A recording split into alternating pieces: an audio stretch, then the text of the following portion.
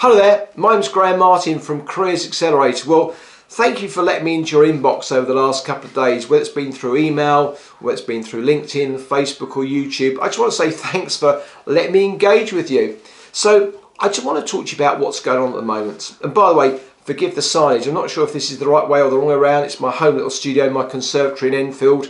And some cameras get it right, some I need to flip it round. Anyway, what I want to talk to you about is the fact that for the last couple of days, I've been emailing people, letting you know about the concerns that others are facing at the moment. So many people, senior managers, directors, commercial accountants, other business professionals are ringing me and emailing me and saying, Graham, we're really concerned. Now, a lot of this is to do with COVID, obviously, isn't it? You know, we're going through massive economic turmoil. We're looking at probably the hardest economic slump since 1930s. So that's outside of all of our collective living knowledge and living history. Things are changing, aren't they? You know, Mark Carney, the governor of the Bank of England in 2017, that by 2030, 30% of all jobs will be gone. Well, I reckon it's going to be nearer 40%, and I think it's going to be by 2023, 2025. It's going to be much closer. So people are concerned. People are really worried. Have they got security at work? Is the company stable financially?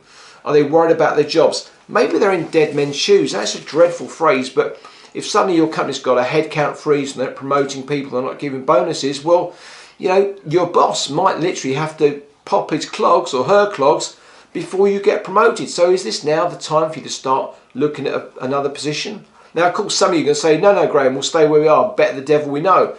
But there are so many companies that I know are having strategic conversations at director level, and you might be one of those, about who's going to stay and who's going to go.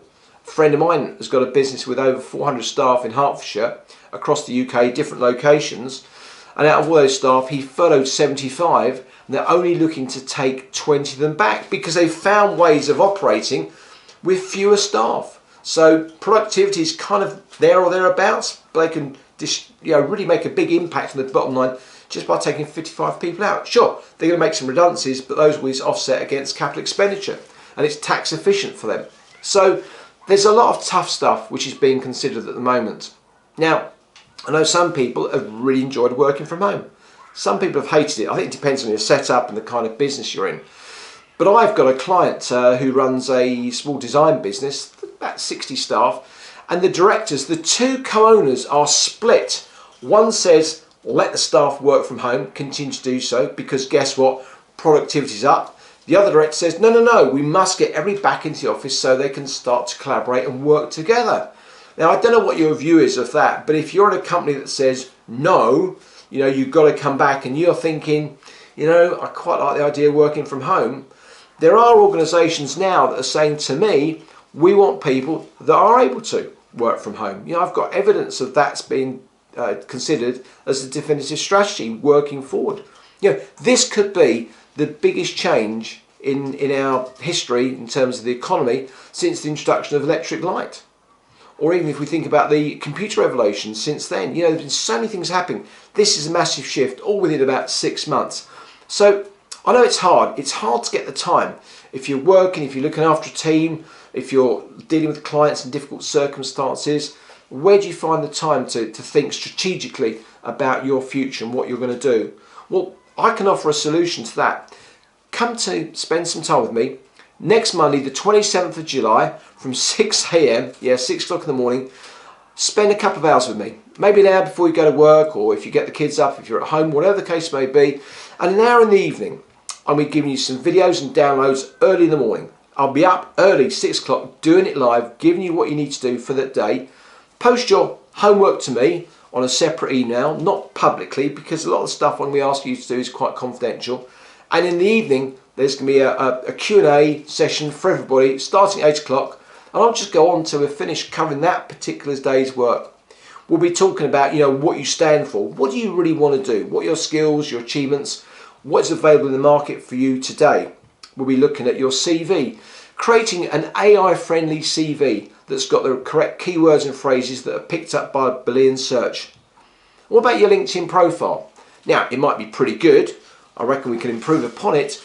But are you actually doing anything with it? Is it like having a great sports car, but in the garage, looking great, but nobody can see it, and you're not getting a real result from having it. I'm also going to lift the lid on what recruiters don't want you to know about. They don't want you to know about how you can find the jobs that are off the market. It's what I've been doing for 32 years. And you know what? I'm going to tell you next week exactly how you can do that. How you can learn how to find the jobs off the market, and using my leapfrog process, how to actually get to the front of the queue. So, you know, these are dark secrets, if you like, but I'm going to pass them on to you. And we're going to wrap it all up together in one celebratory evening on Friday at 8 o'clock. Me with a glass of wine, you with a coffee, or maybe some wine or champagne too. I'm going to put absolutely everything I can into this. It's only 5 days. It's going to be probably 10 hours of your life to do this work. But I guarantee you, whether you're actually going to be looking for a job straight away, or whether you're going to use it as a kind of a springboard or a prompter, or you can invite friends and family and maybe colleagues as well, you can learn collectively. This is going to give you the chance, the first time in ages, to think not selfishly, but strategically about your career and what you're going to do next. You know, sadly, so many times we think about moving jobs, don't we? The quarter goes, the half year goes. Before we know it, it's January the 1st and we're still in the same job, doing the same thing, with the same boss that we don't like, or the clients you don't like, or the colleagues that annoy you. Now, you know, that might be the case for you. You might just want to be thinking about working closer to home, and I get that. You know, a couple of years, a survey I did was regarding, you know, what are you interested in, what makes you want to make a move. Now, this would have been back in probably end of 2018. The economy was very different. Of course, it's flipped, hasn't it? 180 degrees. But people said the number one reason for moving jobs was to work close to home. More convenience. It wasn't about money. Money was about number 3, actually.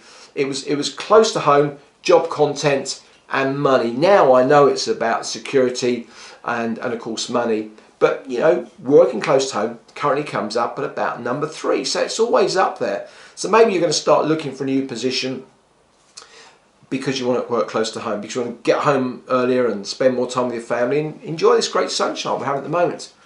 So it's easy. Just click below or above or to the side. I'm not sure it's going to be. Different platforms have got different methods. And join me and a bunch of other people. You're not me alone. The networking opportunity, of course, is going to be great because you're going to have the opportunity to engage with other people, maybe competition, maybe people in different sectors, maybe people in the same professions as you.